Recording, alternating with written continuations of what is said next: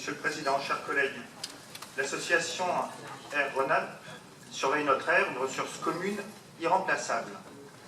Dès la loi sur l'air et l'utilisation rationnelle de l'énergie, en 1996, la loi LOR, l'indépendance de la mesure de la qualité de l'air a été posée et résolue par la mise en place de structures multifinancées que sont les associations de surveillance agréées de la qualité de l'air. L'équilibre financier d'Air Rhône-Alpes est l'assurance de son indépendance. Les trois financeurs sont l'État, les collectivités territoriales et les industriels. Cependant, aujourd'hui, l'État réduit actuellement son financement. Concernant les collectivités territoriales, avec la prise de compétence qualité de l'air de la métropole, un certain nombre de communes reconsidèrent leur participation à Air Rhône-Alpes, estimant à juste titre que si la métropole finance le réseau de surveillance, une participation de la commune fait doublant, diminuant d'autant le budget d'Air Rhône-Alpes. Il faut rester vigilant à ce que les principaux financeurs ne soient pas finalement que les industriels. Sachant que maintenant, les plus gros pollueurs sont maintenant les automobilistes, ne faudrait-il pas que ces derniers soient associés au financement d'Air Rhône-Alpes? Cette surveillance permet aujourd'hui de constater que nos centres urbains sont soumis à une pollution trop importante pour les habitants, avec des impacts sanitaires de plus en plus notables. À l'échelle européenne, ce sont plus de 200 low emission zones qui sont désormais en place pour lutter le mieux possible contre les dépassements de seuils réglementaires.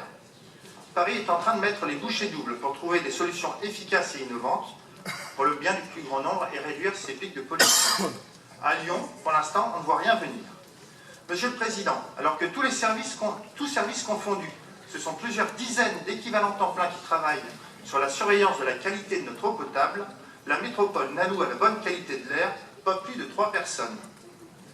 Et malheureusement pour l'air, il n'y a pas de bouteilles d'air pure disponibles en grande surface pour parer à d'éventuelles pollutions, contrairement à l'eau. Ce vendredi, le 25, c'est la journée nationale de l'air. Qu'a prévu le Grand Lyon? Pas grand-chose. Monsieur le Président, il est urgent que vous considériez enfin l'air comme une priorité de l'action métropolitaine. Avec la récente loi sur la transition énergétique, l'évolution de notre plan climat en plan air-climat doit rapidement aboutir afin que les orientations de la métropole soient lisibles de tous. Nous sommes en septembre et les dépassements de seuil de moyenne annuelle pour 2015 sont désormais inévitables, vu les concentrations mesurées jusqu'à maintenant.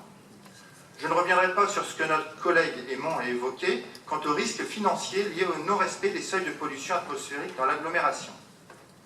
Concernant le contentieux avec l'Europe, la France est à l'étape de la mise en demeure pour les concentrations de dioxyde d'azote et à l'avis motivé pour les particules. L'étau se resserre.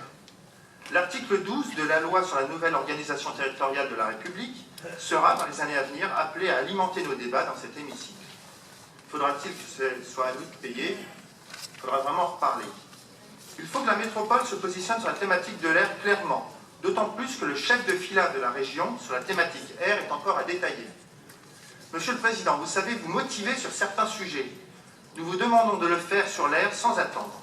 La qualité de l'air doit être un sujet prioritaire pour toutes et tous. Notre groupe est dans l'attente d'un grand plan anti-pollution. Évidemment, notre groupe votera pour cette subvention à Air Rhône-Alpes.